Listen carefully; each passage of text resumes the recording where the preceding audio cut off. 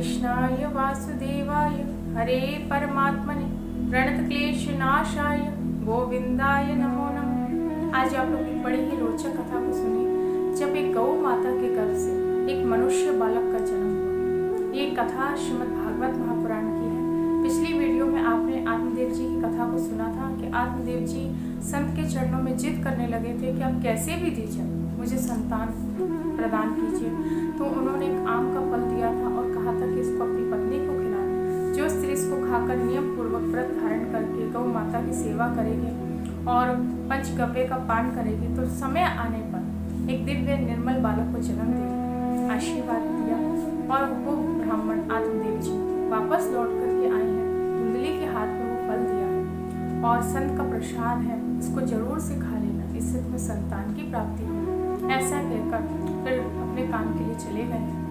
लेकिन धुंधली ने मन में अनेक तर्क वितर्क किए हैं और निष्कर्ष निकाला है कि संसार में जो बंध्या और जो विधवा नारी है वास्तव में वही सुखी है, बाकी तो सब स्त्रियां दुखी हैं। और इसने फल को नहीं खाया।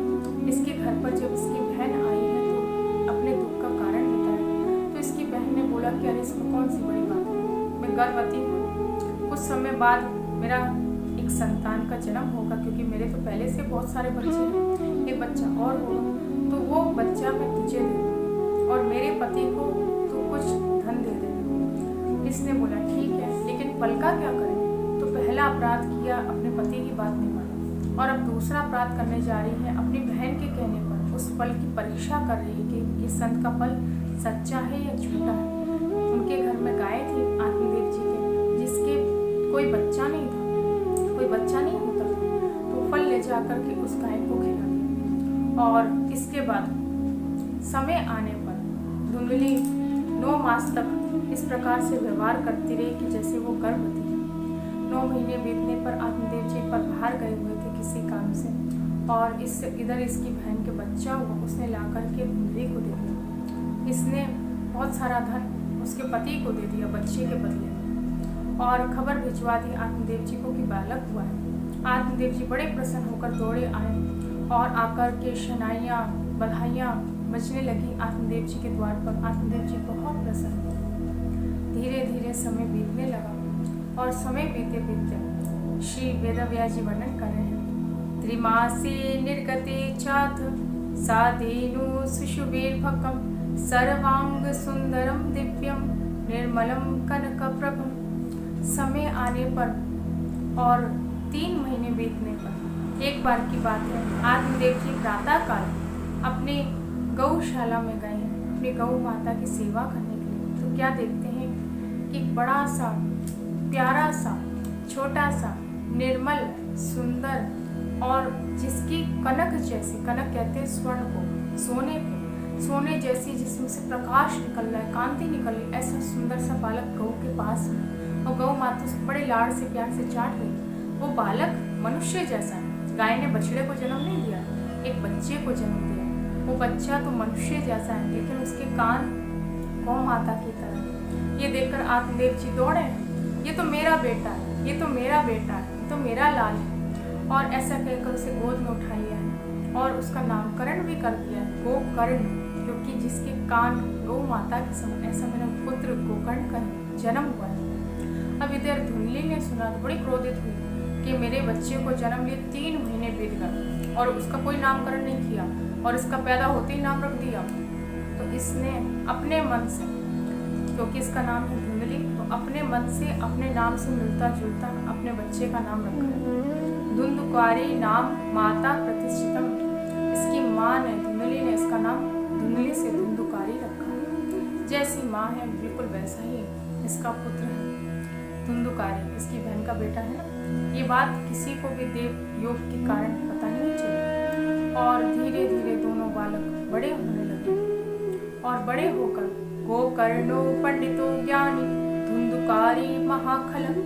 गोकर्ण जी तो महान पंडित विद्वान ज्ञानी हुए और जो धुंधुकारी ये महान नीच महाखल हुआ। ये सदैव चंडालों के साथ में हाथ में फंदे लेकर कुत्तों के साथ में घूमता रहता था शिकार की टोली। ये छोटे छोटे बच्चों को ले लेता था खिलाने के लिए और फिर कुएं में फेंक देता था। सबको ये सताता था, अत्यंत पीड़ित करता था। वेश्याओं के संग में पड़कर इसने अपने पिता की अतुल्य अथाह संपत्ति को स्वाहा कर दिया और अपने पिता से एक दिन आकर के कहने लगा कि यदि आप मुझे पैसे नहीं दोगे तो मैं आपको मारूंगा, अच्छे से मार मार कर आपकी खबर लूंगा। अब आत्मदेव जी एक कोने में घर में एकांत में रोने लगे हैं जोर जोर से और कहने लगे, को तिष्ठामि को गच्छामि को मे दुःखम विपोहे प्राणास्त्यजामि दुःखम।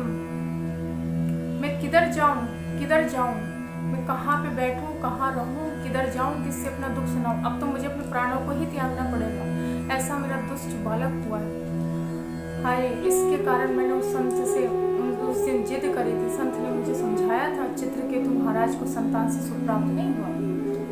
महाराज सगर के 60,000 पुत्र थे, उनको सुख नहीं मिला और महाराज अंक के वेद जैसा दुष्ट बालक हुआ, बिल्कुल वैसे ही मेरा ये धुंधकारी हुआ और खूब विलाप करने लगे। उसी समय वही संत जो उस दिन आत्मदेव जी को समझा रहे थे, वही जो कि गौ माता के गर्भ से गोकर्ण के रूप में प्रकट हुए थे, वही संत आज आत्मदेव जी के सामने आ गए हैं और गोकर्ण जी आकर कहने लगे हैं कि असार खलु संसारो दुख रूपी विमोहक सुत कस्य धनम कस्य स्नेहवान ज्वलिते निशम। अरे पिताजी क्यों रो रहे हो, क्यों इतना विलाप कर रहे हो? असार ये संसार जो है इसको असार कहा है, इसमें कोई सार नहीं है। असारा खलु संसारो दुख रूपी विमोहक, इस संसार में केवल और केवल दुख भरा है, क्योंकि इसका दूसरा नाम दुखालय है।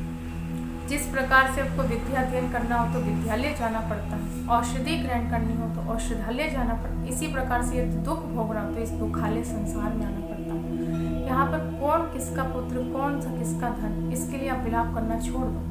अब आप बैठकर भजन करो। ये बात अब आत्मदेव जी को समझ में आ गई। उस दिन संत ने इतनी समझाई तब भी नहीं समझ में आई, लेकिन आज बेटे की लात खाने की बात सुनकर कि मारेगा बहुत तेज पीटेगा, ये बात से आज आत्मदेव जी को एक ही बार में और वही संत की जो कि गोकर्ण जी के रूप में आए, गौ माता के पुत्र बनकर आए, उनकी बात एक बार में समझ में आ गई और हाथ जोड़कर जिस तरह से माता देवती ने कपिल भगवान के चरणों में प्रार्थना की थी, ठीक उसी प्रकार से आत्मदेव जी हाथ जोड़कर और पुत्र भाव से नहीं गुरु भाव से अपने पुत्र गोकर्ण जी से पूछ रहे हैं कि बेटा बताओ, आप बताओ मैं क्या करूं, आप जो कहोगे वो करूंगा।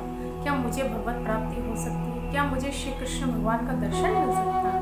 तो इस बात को सुनकर गोकर्ण जी मुस्कुराते हुए कहा कि हाँ, ये बात तो मैं कब आपको इतने साल पहले समझा रहा था, लेकिन आप नहीं समझे।